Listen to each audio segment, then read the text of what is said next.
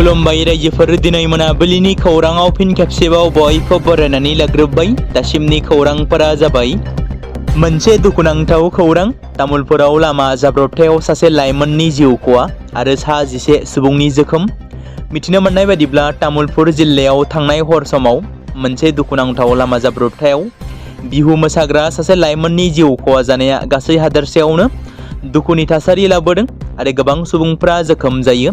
बे जाथाया जादोंमोन जेब्ला नावकाटायाव गंसे ट्रेभेलार बास गारिया जायनि नम्बर थामहिनबा गारि नम्बर S25DC5893 बास गरजियति बिहु हानजानि सोद्रोमाफोरखौ लानानै हरिबांगानिफ्राय बाङालिपारासिम थांगासिनो दंमोन। बे समावनो उल्टा फारसेनिफ्राय फैबाय थानाय गंसे गोख्रै खारनाय ट्रेलार गारिजों सौदावो, जेराव मोखांजों मोखां सौग्रावलायो आरो बेयावनो तामुलपुर जिल्लानि निज जारगावनि थागिबि 25 बोसोर बैसोनि निचामनि हालया जायगायावनो जिउ गोमायो आरो बे जाब्रबथायाव हानजानि सा 11 गुबुन सोद्रोमाफोरा एबा बिहु मोसाखावरिफोरा गोब्राबै जोखोम जायो। जोखोम जानाय सुबुंफोरखौ दासान्दि फाहामथाय होगासिनो दं होनना मिथिनो मोन्दों। आथिखालाव बर' हारिनि गेजेराव गोबां दाब दाब जायगायाव खोमसि फोथायनायखौ लानानै मोनसे गाहाय थासारिजों गबफबनानै दं। थारैनो बर' समाजाव खोमसि फोथायनाया मानो दासिमबो एबा दिनैसिमबो जोबनानै थाङाखै? गोबां समफोरावनो दायना दायनि बुंनानै हमनानै गाग्लोबनाय, समाजनिफ्राय गोजान खालामनाय, बेनि अनगायैबो माब्लाबा दायनि एबा दायना साजायनानै बुथारनाय जाथायफोराबो जाबोबाय थादों। बेबादिनो खोमसि फोथायनायजों सोमोन्दो गोनां मोनसे दुखुनांथाव जाथाया बड'लेण्ड ओनसोलनि मोनसे गोथौ ओनसोलनिफ्राय सोराङाव फैदों, जेराव सासे उन्दै हिन्जावसाखौ गामिनि सुबुंफोरा हमनानै मोनसे इनाय आखु दिन्थिदों, जायखौ सन्देह खालामनानै हिन्जावसाखौ सोरबा आत्माजों गाग्लोबजादों होनना समाजारि बिजोङाव गोसारनाय मोनसे भिडिअ फुटेजाव नुनो मोननाय जादों, जायखौ ओनसोलाव गाज्रि सुबुङा बेबादि खालामहरदों होननानै जायगानि सुबुंफोरा अजद खालामदों एबा अजद दिखांदों। ससियेल मिडियायाव भाइरेल जानाय मोनसे भिडिअआव नुनो मोननाय जादों हिन्जावसाखौ ना हमग्रा जेजों खोबथेना दोननाय। गिनाय आरो खाना फोथायनायजों दैदेनजानाय मोनसे धोरोमारि खामानि बाहागो होनना मिथिनो मोन्दों। बे जाथाया माखासे खाथि-खाला गामियारि ओनसोलफोरावबो सावरायजादों, मोनसे गाहाय थाखोनि फोथायनायखौ लाबोदों। बेराफारसे समाज सिबियारि आरो नोजोर होगिरिफोरा बे खामानिखौ गोख्रों रावजों सोंखारिनानै बुङो दि बेफोरबादि हाबाया आयेन बेरेखा, सुबुं मोनथायनि गोख्रों सिफायनाय। गोबां समावनो अन्धबिसास एबा गोरोन्थि खौरां फोसावनाया फोथायजाथाव नङा। बेफोरबादि फोथायनाय गाज्रि हाबाफोरखौ फोजोबनो थाखाय सोलोंथाइ, सुबुं माहारिनि सांग्रांथि आरो गोख्रों आयेनारि राहा लानायनि गोनांथि दं। बलिउडनि कमेडियान फावखुंगुर राजपाल यादवआ फिन खेबसेबाव गावनि गोबाव समनिफ्राय सोलिबोबाय थानाय चेक बाउन्स केसनि सोमोन्दै बाथ्रा बुंनायजों लोगोसे बिथाङा बे आयदाखौ फोजोबनायनि जेबो बिथांखि गैया होनना रोखायै बुंथियो। बे दान्थे-बिदान्थेया थांनाय 2010 मायथाइनि, जेब्ला राजपाल यादवआ गावनि सावथुन आता पाता ला पाताखौ फाइनान्स खालामनो थाखाय एबा फाइनान्स रां लानानै एबा 5 कौटि रां दाहार लानानै बे सावथुनखौ दिहुनदोंमोन। 2012 मायथाइयाव फोसावजानाय बे सावथुना बक्स अफिसाव लस एबा फ्लप जादोंमोन आरो दाहारा सुख'जाजोबाखैमोन, जायनि जाहोनाव कम्पानिनिफ्राय रां लानाय कम्पानिया बेनि हेंथायै केस थिसनदोंमोन, जायनि जाहोनाव जोबथारनायाव आयेनारि जेंना जायो आरो बिथांखौ जेलाव दैथायहरदोंमोन।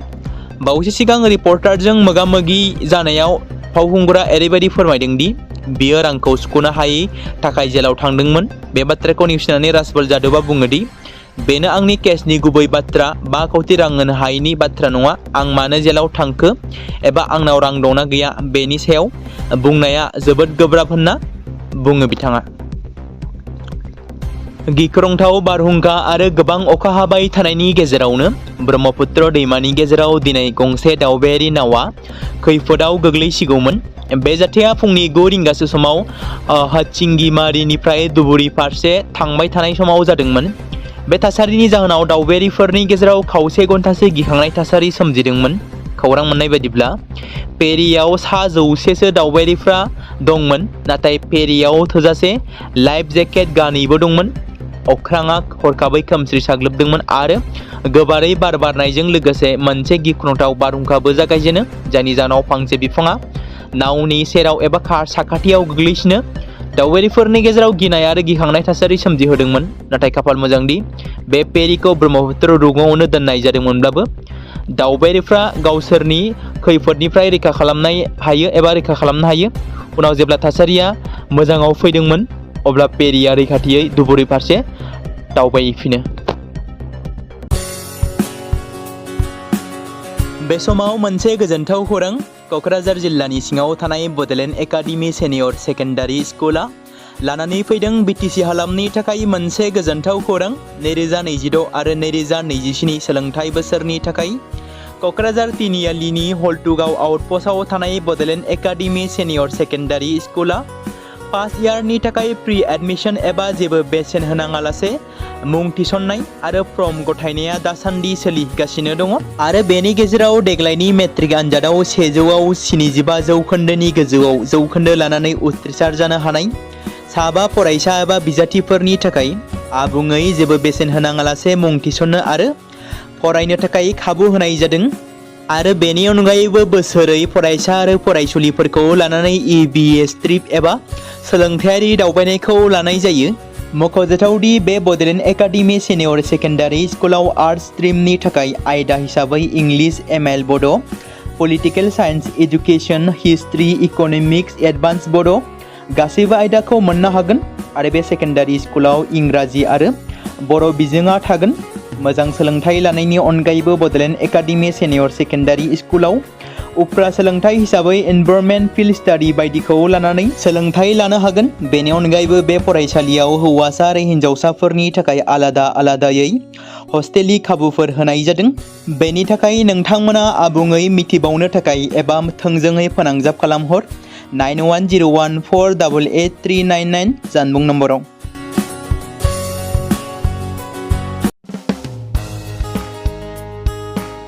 बे समाव मोनसे गोनां फोसावथाय बर' सावथुन नायनानै मोजां मोनग्रा गासै बर' रायजो राजाफोरनि गेजेराव लानानै फैदों मोनसे बर'नि OTT प्लेटफर्म गोनां, जाय प्लेटफर्मनि गेजेरजों नोंथांमोना बर'नि गोदान सावथुनफोरखौ नुनो मोनगोन।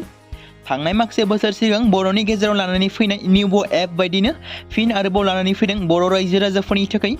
बे बाथ्राखौ मख'नाया गोनांदि 2025 मायथाइनि जानुवारि दानाव ओंखारनाय आंगो स्ट्रिम मुंनि मोनसे OTT प्लेटफर्म गोनां निउबो एपनि गेजेरजों नोंथांमोना गोबांथार बर'नि सावथुनफोर जेरै ट्रेजेडि, रमान्टिक, एक्शन आरो कमेडिजों बुंफबनाय सावथुनफोरखौ नुनो मोनगोन।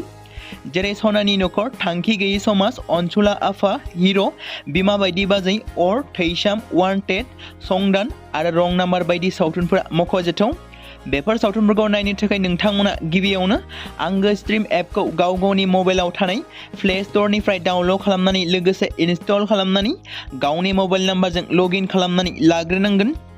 बेनि उनाव नोंथांमोना गोबांथार नुनो मोनै सावथुनफोरखौ गुगोल पे, फन पे आरो पेटिएमजों रं नाम्बार सावथुनखौ नायनो थाखाय 60 रां आरो संदान सावथुनखौ नायनो थाखाय 80 रां, वान्टेड सावथुनखौ नायनो थाखाय 60 रां, थैसाम सावथुनखौ नायनो थाखाय 60 रां बेबायदिनो गोबांथार नुनो मोनै सावथुनफोरखौ नायनो थाखाय सुबिदा खालामनानै होदों आंगो स्ट्रिम प्लेटफर्मा। फिन नोंथांमोननि गेजेराव फोरमायबावनो लादों बर' सावथुन नायनानै मोजां मोनग्रा गासै बर' रायजो राजाफोरनि गेजेराव लानानै फैदों मोनसे बर'नि OTT प्लेटफर्म गोनां, जाय प्लेटफर्मनि गेजेरजों नोंथांमोना बर'नि नुनो मोनै सावथुनफोर जेराव गोजाम सावथुनफोरखौ नुनो मोनगोन।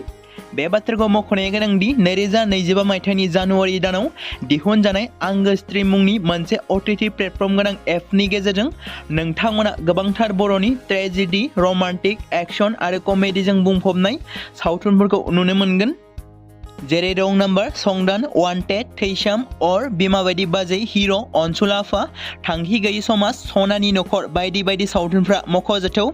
बेफोर सावथुनफोरखौ नायनो थाखाय नोंथांमोना गिबियावनो आंगो स्ट्रिम एपखौ गावनि मबाइलाव थाखानाय प्ले स्ट'रनिफ्राय इनस्टल खालामनानै गावनि मबाइल नाम्बारजों लगइन खालामखांनायनि उनाव नोंथांमोना गोबांथार नुनो मोनै सावथुनफोरखौ गुगोल पे, फन पे आरो पेटिएमजों रं नाम्बार सावथुनखौ नायनो थाखाय 60 रां, संदान सावथुनखौ नायनो थाखाय 80 रां, वान्टेड सावथुनखौ नायनो थाखाय 60 रां, थैसाम सावथुनखौ नायनो थाखाय 60 रां बेफोरबायदिनो अर सावथुनखौ नायनो थाखाय 60 रां पे खालामनांगोन। बेबायदिनो गोबांथार नुनो मोनै बर' सावथुनफोरखौ नायनो थाखाय सुबिदा खालामनानै होदों आंगो स्ट्रिम प्लेटफर्मा।